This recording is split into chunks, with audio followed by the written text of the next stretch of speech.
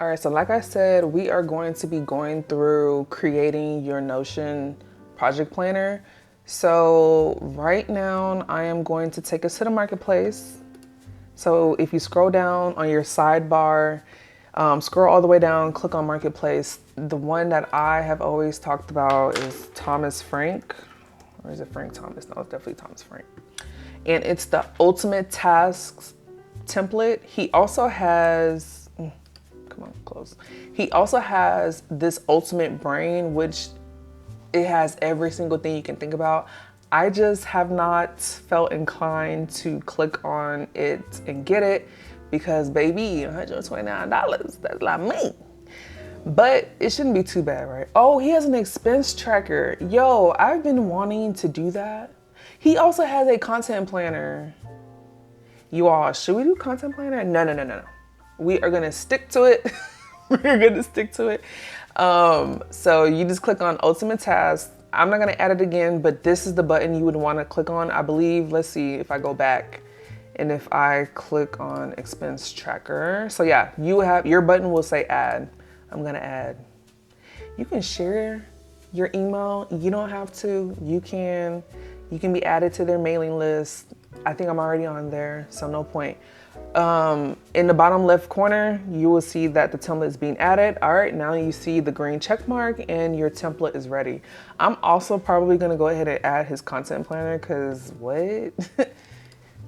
I've been like trying out different content planners. Jenna Hong has one, Creator's Companion.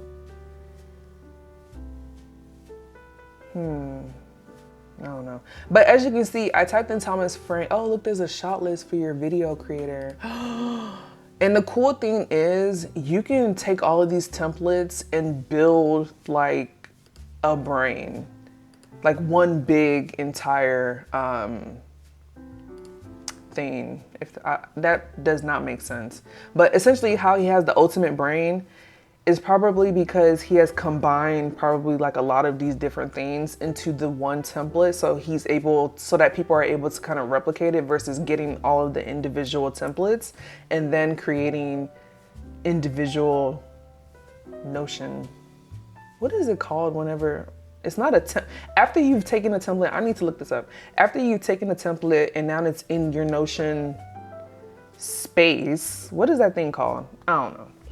But anyways, I'm gonna go back and you will see all of your stuff here. So the one I want us to focus on is this Content Planner 2026.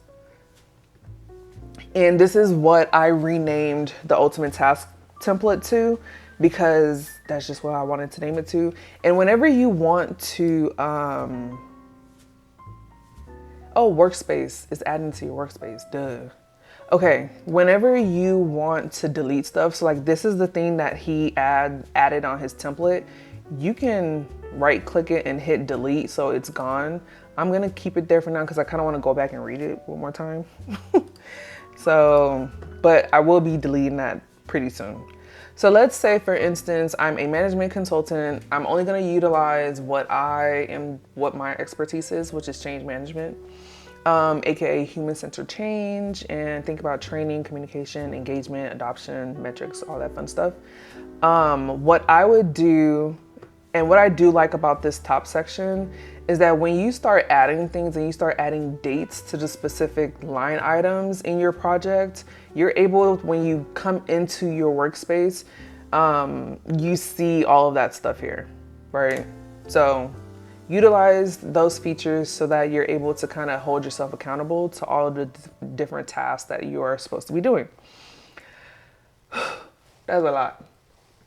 Okay, so now what I would do is I would click on new project and let's maximize this in full page. And because again, it is a template, you just want to update that. So I'm going to say, mine.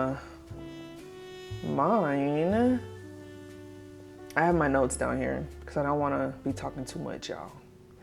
I don't want to be talking too much. Okay, so the scenario I am setting up is that I have a healthcare client who is embarking on this technology this new technology platform specific to, I don't know, their timekeeping system.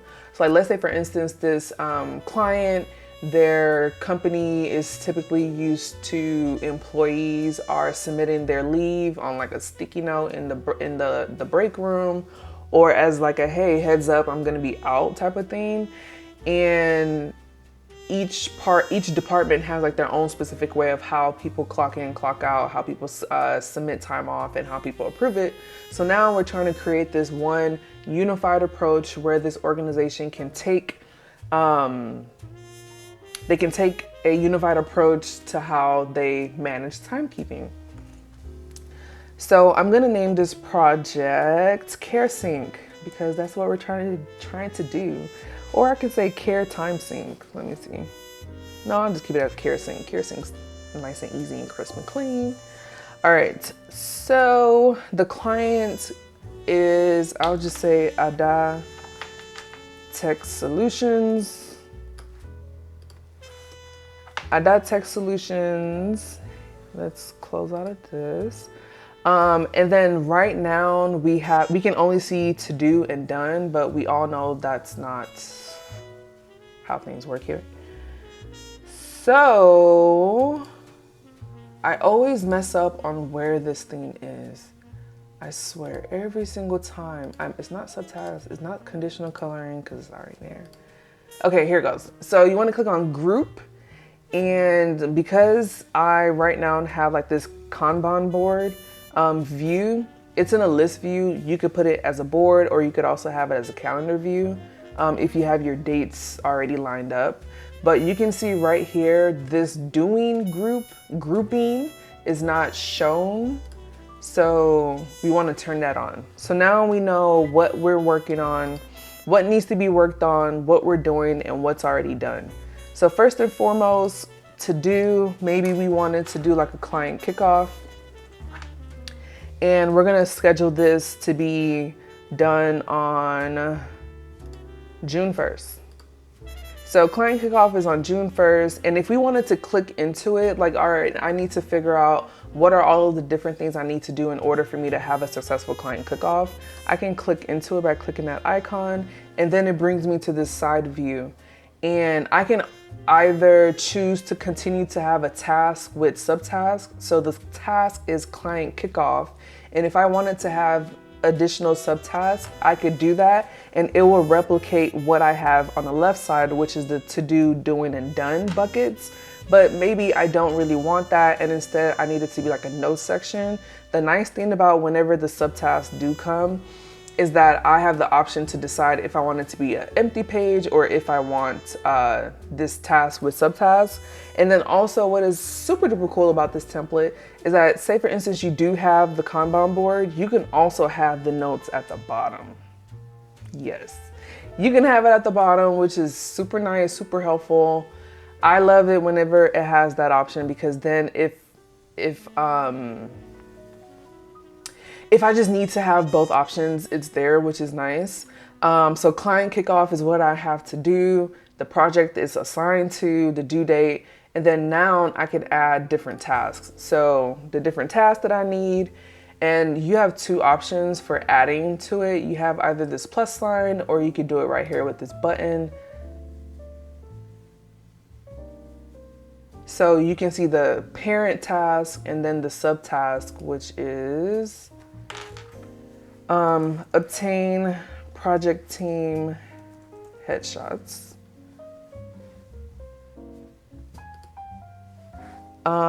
Okay, let me click back into it. I lost it. So obtain project team headshots. I double click into it and I set a due date for by today. I'll just say today. And I haven't started doing it, or maybe I am doing it, and you can click in the status and change it to done, or you can click right here and switch the progress to doing, because you're actively working on the subtask within the task for your client kickoff. Does that make sense? Hopefully it does. I hope it made sense. Now, what I would also do in my project planner is I would then create a task called deliverables. and click into it. And I'm gonna do the task with subtask, because within my deliverables, I'm gonna look at my statement of work and I'm gonna decide, all right, what are all of the things that I'm responsible for in that first, oh gosh, deliverables, come on. All right, that first thing that I need to do is I need to do a stakeholder analysis.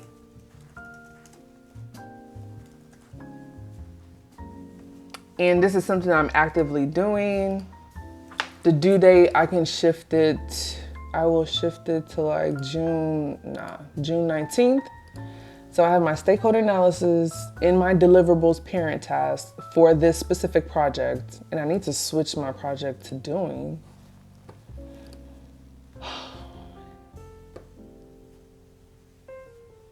Why is this over there and not over here? Oh, because, oh gosh, I didn't mean for that to happen. But my settings is not showing my grouping, because doing, there you go. There it goes. See, always make sure all of your groups are shown so that you can see all of them. So I have my deliverables, which is stakeholder analysis. I'll say change plan. I'll say adoption metrics. And then lastly, I'll say is training. Oh no, one more, communication. Communication strategy. Okay. So those are my 5 deliverables for this specific project. And now I can track it. I really hate when it does this. Oh gosh, okay. I need to get back. Whenever you dig into it too much, it be doing too much. It be doing too much, y'all. So now I lost my freaking plan. Go back here. Everything is showing, where is it? Did I just lose? Oh. So that's another thing. You see, whenever you get into it, you just be like, what is going on? Within your projects, you have active project, which means the project itself is either in doing or ongoing status. Planned means these are the things that you hope to accomplish, but you haven't started. So one of them is the project we were just working on. And I'm gonna delete this one because I don't need it. This is separate, but it's right here in planned, because my status for the entire project that I'm working on is set to planned instead of doing. Okay, so now you see it's gone from this section. You can also see your board, and you see it's now in doing. So I always like to double click and then maximize in full page to be able to see everything. Okay, so I have all of my deliverables. I have my client kickoff. Let's just move it immediately to done. It's been moved over. Make sure all of your subtasks are done. Yep. So it's all moved to done. And then my deliverables, they're all living here. So as I start to, accomplish some things like this stakeholder analysis. Oh, hold on. Edit, undo. Where did it go? Did I just lose my stakeholder analysis? Oh gosh. What did I do? Huh. I think I lost it. Did I lose it? I shouldn't have lost it. Anyways, let me just add it back. Maybe that was what I clicked on. I just did not see what I clicked on. All right, so stakeholder analysis, double click, switch from doing to done. Go back to your deliverables parent task. Didn't I just change it to done? I did. Okay, so My deliverables are not done until all of my deliverables are done, but I kind of don't like that. Anyways, let me keep going for the sake of time before I make my... All right, so let me go back to my deliverables. I'm gonna make this specific one adoption metrics. I'm gonna say maybe it's like an 8-week project or something. So 1, 2, 3, 4, 5, 6. Maybe week 6 we'll do adoption. 1, 2, 3, 4. I'll do 5 for training. Communication. I'll do June 26th.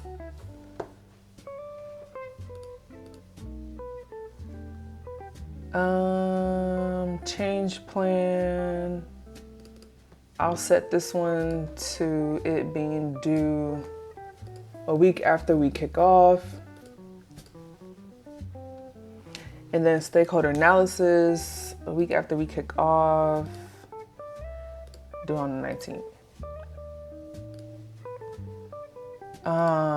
Okay, so going back to my deliverables,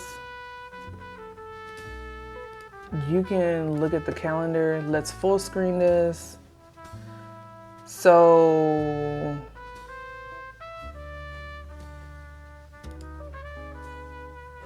where is my stuff? What is going on? Where did everything just go? Okay, I knew I wasn't tripping. So client kickoff happened June 1st.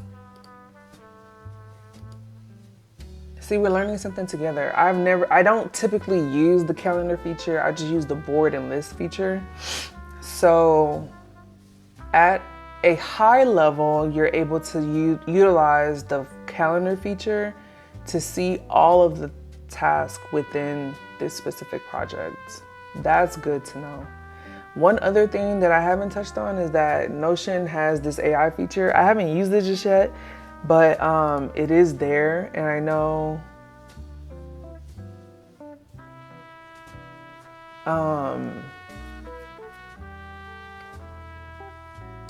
I don't know what I was saying, but okay, so now y'all can see that I have my deliverables with the status of them at the calendar view. You can utilize the board view. I always use the board view. The list view is kind of cool, but I really like this to do doing and done feature. So you could just add stuff to it. Communication collateral. Okay. So communication collateral, it's its own task versus it being under my deliverables. Like say for instance, your client is like, oh, we need you to do this, this and that. And it's outside of the scope of work. Now you can track it without it being part of your deliverable tracker,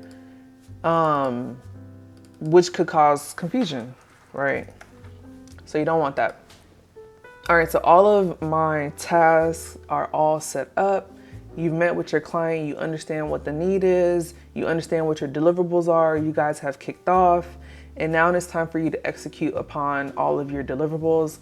I showed you guys how you can add due dates. You can also add, I think I kind of talked on this. So like for the change plan, okay, so for the change plan,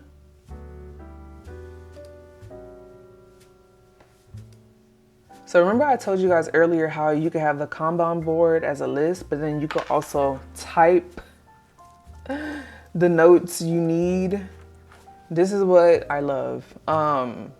Like say for instance, you just have multiple meetings, and some of the cool features with using the text feature from Notion is that you don't necessarily have to keep it at like a regular text. So you can turn this into a different type of text, like heading 1. So that increased that font. We don't want that. And the way I got that menu the first time was I just highlighted it and then it popped up. But you can also click on the 6 little dots and then click on turn into, and you have all of these different options. I've used bullets, a quick way to do bullets. I just use like the minus sign and press enter, and then now it's a bullet. I believe there's a way for you to, let me see, where is it at? If you got code, you can do quotes, you can do call outs, block equations, you could toggle headers with subtext below it, which I think is so cool. If you need to track, let me see. You can change this into columns. Where's the second one? Okay, so you see this line? So you have column options. You can do a whole lot. And say for instance, I typically like to, like for instance, when I do my weekly planning, let me just show you guys what that looks like. So I always like to do weekly status report. And when I do my weekly status report, I always do like a subtask. All right, let it generate. Okay. And I do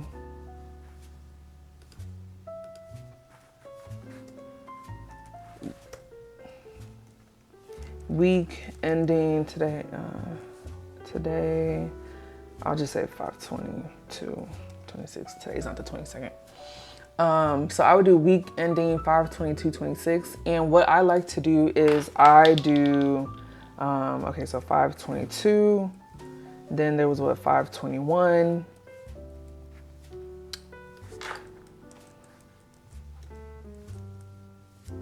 So if you work a 5-day week, 21, 20, 19, 18, right? And you document your priorities for the day, priorities for the day.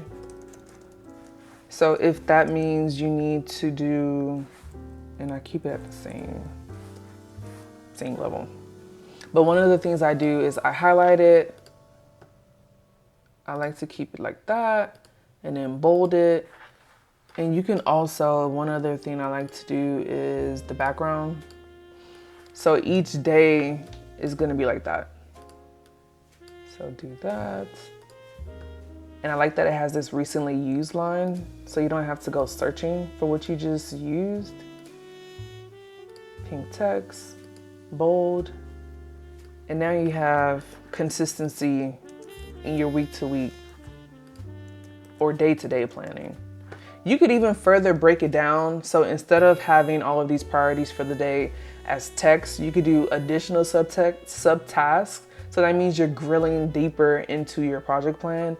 I don't like to do that just because too much configuration. So I keep it at the notes section or at the notes level, and I just document my stuff like that. So if I know I have different meetings, for instance, I may have stand-up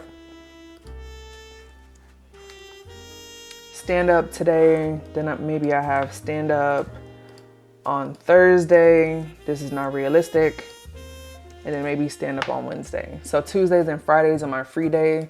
So I would say stand-up meeting, and then what I want to cover. So I want to cover obtaining headshots. And that is literally it, y'all. That is all you do. This is how you use the notes feature. This is how you're able to keep track of all of your status reports or priorities for each of the day. Like when I say Notion has been a lifesaver, I haven't gotten to the point where I have all of my Notion pages like on like a dashboard view, if that makes sense. And it's like literally my planner, my life planner just yet. That is something I am working towards, is having it be my work or my life planner.